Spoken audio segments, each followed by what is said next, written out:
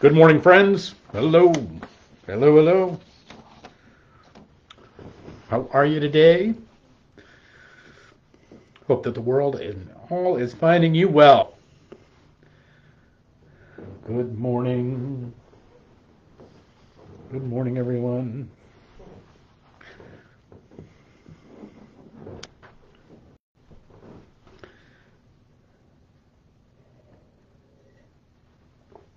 Hey, Kristen, good morning. Things are good for you. Pray everybody's doing all right today. Vicky, good morning to you. John, hello. Hi, everybody. Karen, good morning. Welcome. Irene, good morning to you. Glad to see you. Glad to see those little babies all at home and doing well. That is a joy. Cecile, good morning to you. Hope you're doing good. Hope things are well with you. Hello, everybody. It's a good day. Feels very, very spring-like today. So even though it's a little overcast and a little rain, it's very much that April showers bring May flowers kind of feel, even though it's okay. It's not quite April yet, but we live in hope. It will be soon. Good morning, Sharon. Hello. Hey, Vicky. Sunday sermon was awesome. Oh, thank you. That's awesome. I appreciate that. You know, we endeavor to persevere. So, good morning, everybody.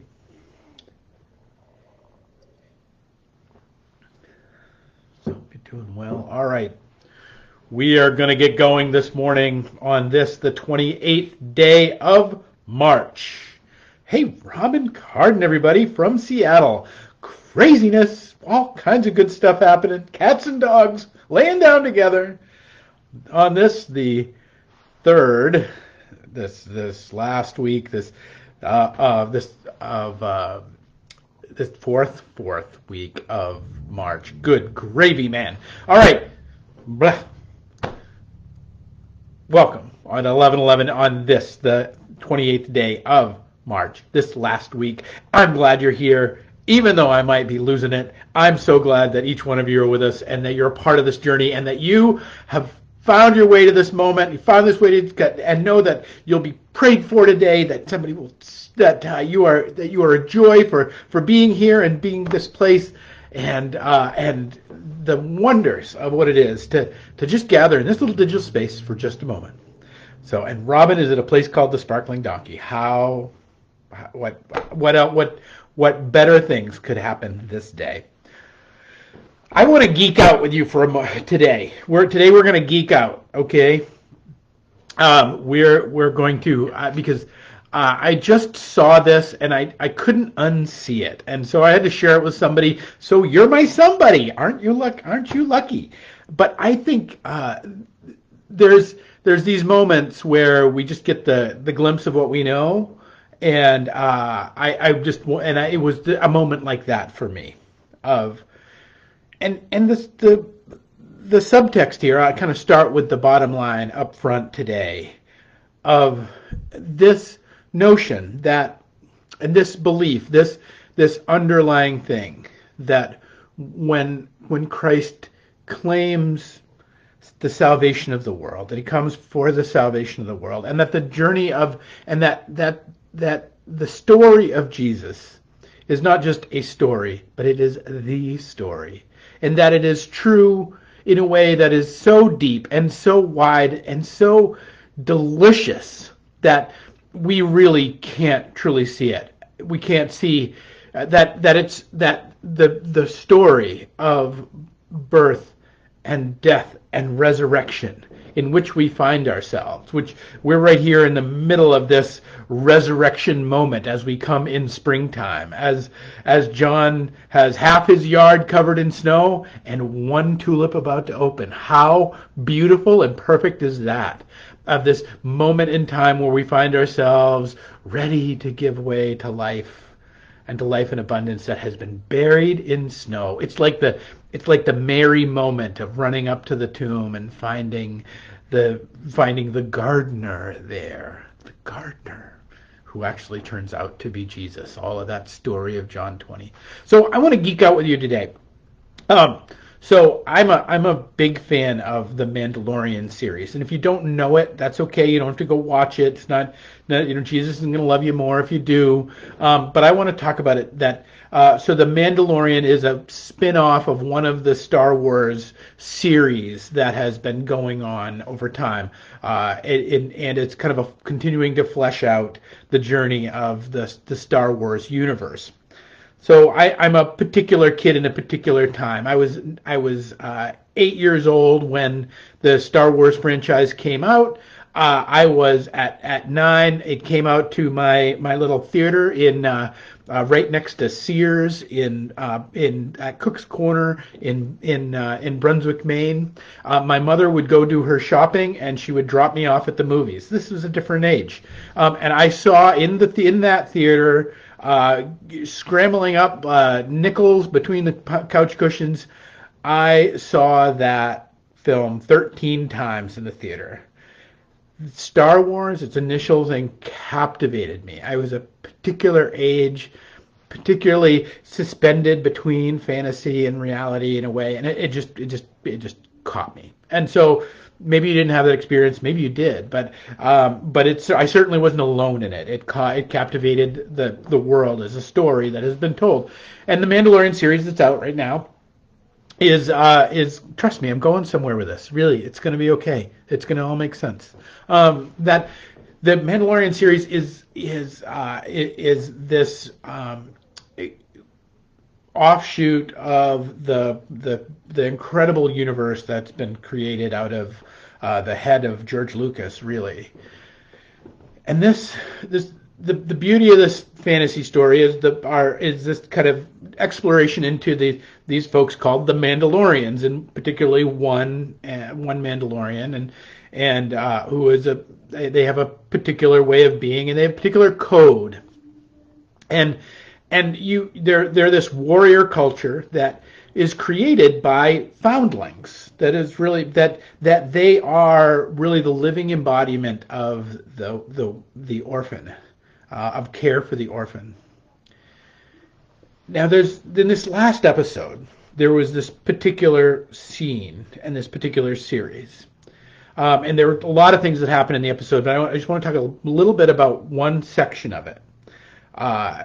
So there is this new character by the name of kind of Bo-Katan, who comes from this divine lineage. She was a princess. So what that tells you in the great storytelling world of things, whenever you show up princesses, we're now talking about divine things. And this princess has now kind of found her way to redemption in this warrior culture of the Mandalorians. As they are kind of on this beach, and as this little group of Mandalorians are together, and they're training these new foundlings, which are these orphans they're now training up in the way of kind of coming into this kind of samurai culture of being a Mandalorian. They are attacked by this dragon.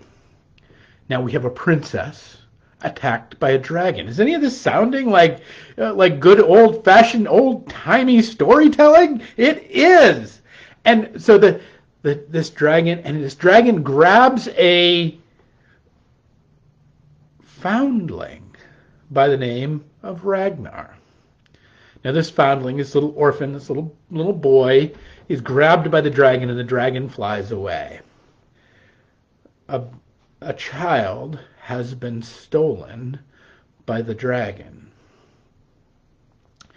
The princess, Bo-Katan, sets up the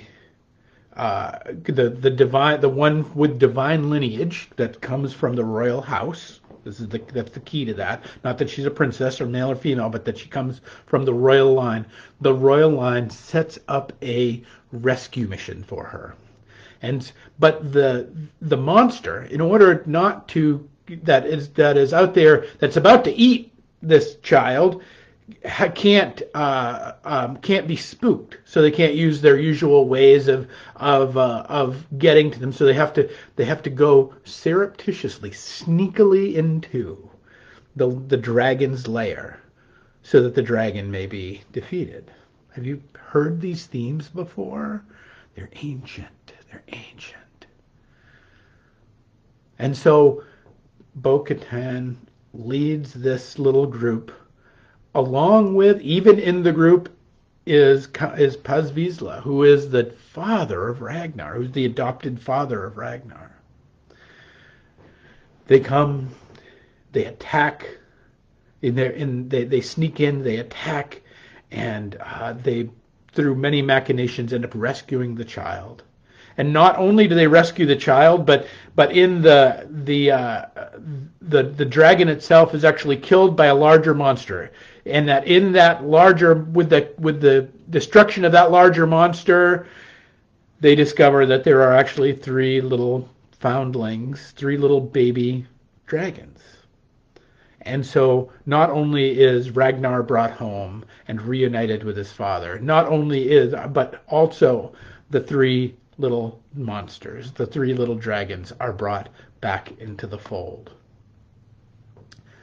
I tell you this story to tell you what I just told you is the traditional Christology of the Christian church. I know. Wait a minute. What do you mean? Let me unpack this for a second. And I may be boring you to tears right now, or you may not have no idea what I'm talking about. But the dragon grabs Ragnar, grabs this foundling, grabs this orphan that has come too close to the edge of the beach, of the water, and is captured. It has strayed too far. This is the traditional symbol of how humanity is understood. Is what's happened to humanity when Jesus comes into the world.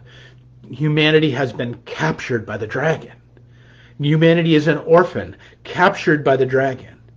And it is the divine lineage of God that comes into the world, who is new to the fold, who comes into the world, that then leads the mission to sneak into the realm of death itself, into the nest of death, into hell and hell's domain, as Paul would say it.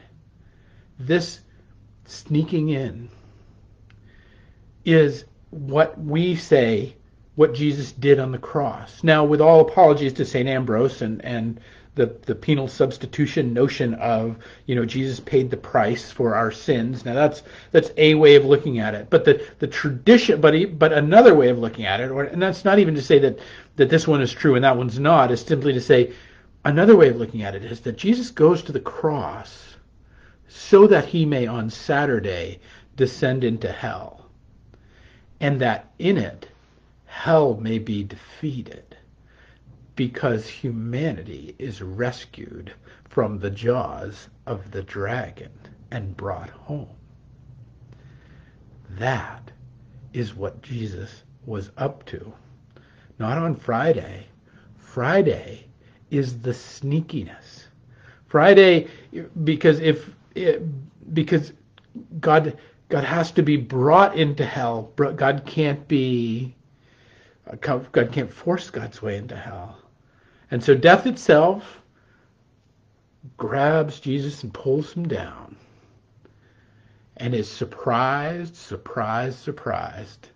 find who they have abducted is Yahweh, God himself, in the flesh. And that in that, the foundling that you and I are, the foundling that all humanity is, the orphan that we are in our separation from the one who made us, is reunited in the rescue of it. There's this beautiful scene in this where Paz Vizsla, the adopted father of Ragnar, charges into the mouth of the dragon in order to rescue his son, and all the different attempts in the way that it happens. This is how God is for us, friends. This is how God is for us. This is the traditional and the most beautiful way, the most beautiful outlaying of this way that God comes for us in this world. To break and to sneak into hell itself, to sneak into the deepest and most corrupt and most broken parts of my own heart, and to rescue me and my humanity from it itself. Star Wars is telling the story of Jesus, and I had a long conversation with somebody about this, about does Jon Favreau, the writer of all this stuff, who has adopted this Mandalorian series of his own, does he know what he's doing when he writes this? And I'm kind of thinking he doesn't, but some people think he does. But the thing is this is every story. This is every movie that you've ever watched, that made sense to you. This is every soap opera that you ever wanted to see what happened next in Days of Our Lives. This is every campfire that was ever gathered, and every monster story, everything that's ever made sense to you in the narrative of life, because there is one story. There is one story. There's Christ's story in which we are all participating, in which we are all a part, in which we are all being redeemed again and again and again. God with us. God here, right now, in the fight.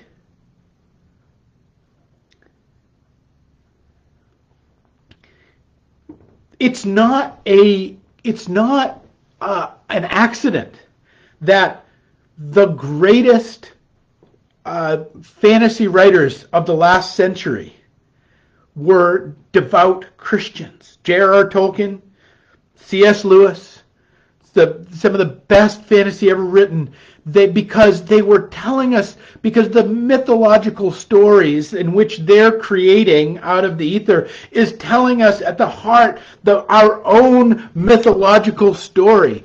And here it is, being born out again in a fantasy series of Star Wars once again. That again and again and again, God comes for we little orphans, we little people who like to play too close to the edge, we little people who are limited and small in our capabilities, and comes and rescues us from the dragon every time. And we don't even see it coming. And the dragon doesn't even see it coming. We don't even know that it is laid out in such a way. The great poet Gerard Manley Hopkins puts it this way. He says, the world is charged with the grandeur of God.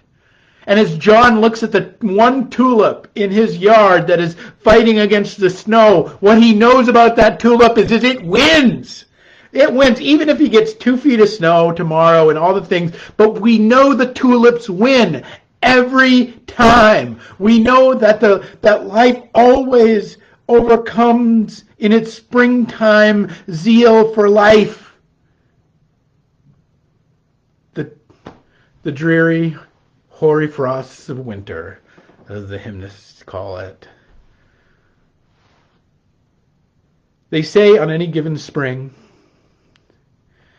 that the amount of energy that is released in the blossom of a flower, in the greening of a blade of grass, in the life that comes together, is more than it is that somebody did this math, and I have no idea if it's true or whatever, but it's 20,000 times more than all of the ordnance, of all of the explosions, of all of the attempts at death, of all of the bullets that have ever gone off, of all of the Hiroshimas and the Nagasaki's and the Johnson Atoll explosions. That is 20,000 times more than all of our attempts to kill ourselves as human beings is in every spring is dwarfed in the amount of energy that is given off into the natural world as it comes into being once again. Friends, I tell you the story of the Mandalorian, and I hope I didn't bore you to tears with it. And if you want to go watch it, I really do think it's a great little series. But I tell you that story, that little snippet from this last episode, to remind you that that Christianity, that this Jesus walk that we're all on, is not just true. It's not just a factual thing like, oh, a guy 2,000 years ago came back from the dead. It's not just that.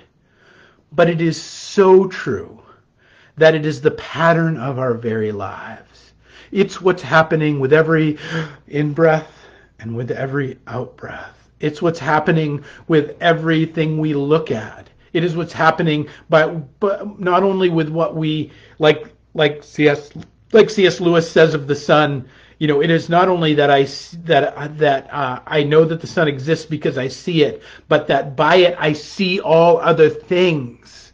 Friends, we see all things through Christ Jesus, and even though we rarely know that, because it's not using all of its power, it's not using all of the jet packs and all the things, but it is in fact sneaking up on the devil himself to not only rescue. I mean, this is the beauty of what they did in this show. To not only rescue the foundlings, to not only rescue us, to not only rescue humanity, which is the most beautiful pattern, but also to rescue the monsters themselves. That the three little baby dragons come into the fold of the Mandalorian world itself. That even the monsters are redeemed in Christ. Friends, I hope that you know that all of this big talk that I've got, all this 30,000 foot, all of this mythology, all this stuff is at work in your life right now. Right at the sparkling donkey, right in your yard where the tulips are poking out, right in the place where these showers that come to our natural world will explode into life, and right into your heart, which might be broken open and might be grieving, and yet in it there is the very resurrection getting ready to happen. That you're in a body that might be old and worn down, but in it, just the spirit that lives within you is ready and fully and open to the redemption that God has for you and with you and in you. The journey of Christ is so true that we struggle to see it. And that is kind of what I got out of the Mandalorian. What the Mandalorian reminded me of the other day. And so, if you see it, great. If you don't, great. But what I hope you'll remember is that the world is charged with the grandeur of God. And that you too are not just a part of that world, but that grandeur dwells in your heart and your soul and your life every moment, working and seeking to defeat the dragon and bring you home. All right, friends, that's my hope for you today. Peace and grace to you. I hope sometimes you just got to swap it up. So tomorrow, I am not sure whether there's going to be an 11:11 tomorrow. Just want you to know that I've been invited to be a part of the Vietnam veterans celebration. Tomorrow is a Vietnam Veterans Remembrance Day. I try to be there for those celebrations, and they kind of show up about the same time. So if I can make it here, I will. But if not, I will see you on Thursday with another 11:11. Peace and grace, my friends.